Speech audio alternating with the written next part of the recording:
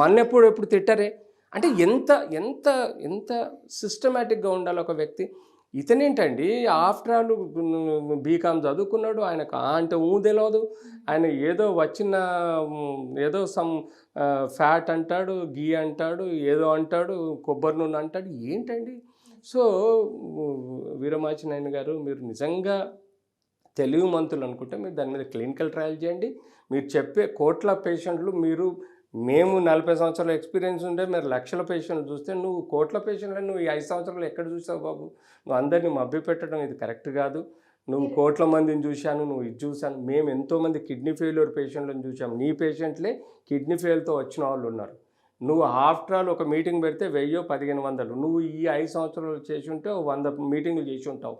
అంత అయితే 15,000 వ్యక్తులకు నువ్వు చెప్పుంటావు, 50,000 వ్యక్తులకు చెప్పుంటావు, 1,00,000 వ్యక్తులకు చెప్పుంటావు.